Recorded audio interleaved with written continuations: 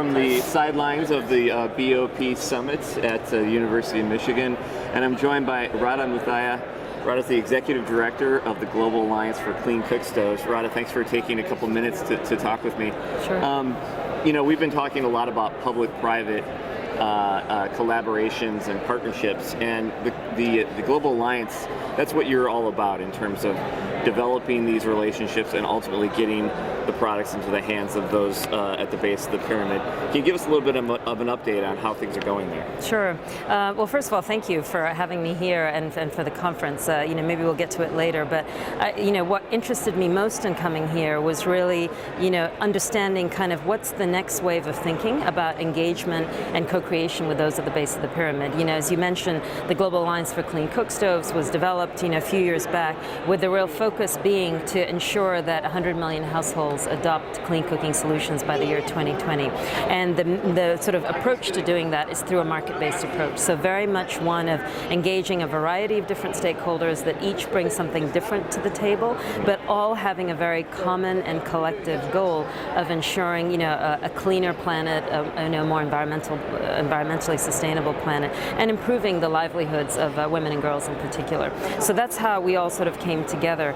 There was this goal of 100 million that was attained, so we measure ourselves in a few different ways. How close are we to achieving that goal? And to date, we're probably 1/10 of the way, I would say. So we're, 3 years or so into our journey, knowing that, we were sort of in the flat part of the curve in the beginning as we established the foundation, create more of an enabling environment. And as we move into phase 2, which for us is 2015 to 2017, that's when we expect the real upward slope, in that results curve as well. So we're tracking, very well to where we're supposed to be at this point. But in addition to looking at the overall number, we look at how much more cohesive of a sector is this? Are some of the barriers that were present in the past? Are we making inroads towards addressing some of those? And I think in a few of the different areas, there's some good progress that we're making. So a couple of these are around standards. Part of the challenge in the past was not having a set of global standards to measure efficiency, cleanliness, safety of these stoves. And now working with the ISO, where we've put a process into place that is very inclusive. So you have standards bodies from over 20 countries that have come together to help contribute to the standards development. And so we feel that will not only have ownership on the back end, but having standards also just opens up the doorway to investment flowing into the sector, as investors will know sort of what enterprises and what stoves to invest in to get the returns that they're looking for. So whether it's in standards or advocacy, raising awareness about the issue, and sharing some of the practices that work so that we limit the reinvention that occurs amongst individual stakeholders. Reinventing the wheel on technologies and on marketing as well. Exactly. I mean, part of this is, we heard from so many of our stakeholders when we entered the space to support all of them, was that, there's some good learnings that probably can be acquired, not just within the sector, but also outside of the sector. Again, something interesting about this conference is that you get a sense of what's happening, across different sectors that are serving or co-creating with the base of the pyramid as well. So being able to pull that knowledge, insight, learning, understanding of distribution practices that have worked in other areas, that just minimizes the level of reinvention that needs to occur and allows all of us as a sector to achieve our goals that much faster, but also that much more effectively and sustainably, so that we don't just see a blip up of, cookstoves distributed and adopted over this 10-year period, but sustainable adoption over a longer period of time as well. As big and important as the cookstove sector is for the base of the pyramid, we're talking about a lot of different sectors here at the conference, and you're leading one of the working groups on building these ecosystems. Mm-hmm. What do you think are some of the biggest challenges that you're still facing, and what are the biggest leaps forward you've seen in terms of building ecosystems? Sure.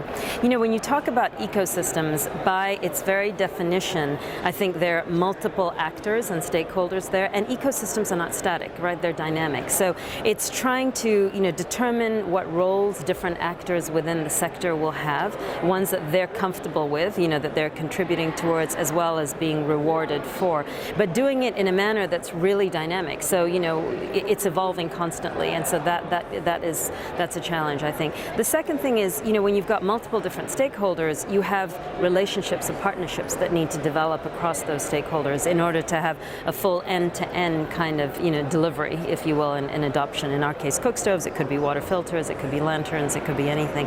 And so that requires, while things look good on paper, to say, right, I focus on this end of the supply chain, you'll focus on another end, and the third party, helps with advocacy, for example. Putting that into practice can be quite challenging as well. And so those are some of the issues I think that we're still facing, as we attempt to develop or further develop the ecosystems that we're in. I think another one that's been talked about, in the session that I was facilitating today, but in a lot of the other sessions as well, has been kind of the pioneer gap, and the bridge to sort of unlocking the door for investment, to hopefully come pouring into many of the sectors that are addressing the base of the pyramid. And with that gap, I think what many of us who are more aggregators, if you will, within the ecosystems are trying to think through products that will help build enterprise capacity and de-risk the sector so that these enterprises, again, whether it's in stoves or fuels or water or agriculture, are just more investment ready and can stand a little bit more on their own 2 feet going forward as well. So I think these are some of the areas that are still challenging, and some of the large enterprises, the challenges exist within their enterprises, from one arm of the enterprise to the other as well, in terms of being aligned, in terms of the future vision of what they see and what they'd like We to talked a little bit earlier about your background at CARE. Maybe you can talk a little bit about that, but is there more of a willingness in the private sector, and I'm talking more about the multinational side, to connect with an NGO, to extend products in a pilot, and then look at that as far as a business practice that can be then rolled out in higher degree of scale? I mean, because I'm curious about where you see that moving right now. Yeah, I think when you look at it over the last 10 to 20 years, and you look at that timeline, I would have to say, yes, there's more willingness, not just on the part of the multinational, but I would also say on the part of the NGO. I think in the past, these two streams of actors have operated in many of the same countries, but, very much at arm's length or more, from one another. And so they've, there hasn't been any kind of interrelationship, or interdependence in the past. And I think businesses, especially large multinationals, are realizing, these are large markets at the base of the pyramid, an understanding of not just the desires and needs of those consumers, but also some of the channels and the messages and the trusted kind of parties to engage directly, with these end consumers are things that they need to understand better, and they may not necessarily have to replicate, the system to do so, because some of those systems exist, albeit for a different purpose, within the NGO community as well. And so I think the businesses and large MNCs are starting to see both the social good that comes from it, but also a very bottom line impact for themselves. And then on the other side of the equation with NGOs, NGOs, large NGOs especially, you've got very different types of people within them. So there's some, I think, that are very ready and see engagement with the private sector as absolutely that necessary next step to create lasting, sustainable change. But there's still many who view multinational corporations with, slightly or maybe more than slightly suspicious eye in terms of, why they engage, with certain communities and what do they hope to get out of it. So I think even within NGOs, there's been a process of evolution. I don't think it's complete by any means, and there's still sort of mixed signals and mixed feelings within, both entities in terms of the benefits and yet some of the challenges, in fostering a partnership going forward as well.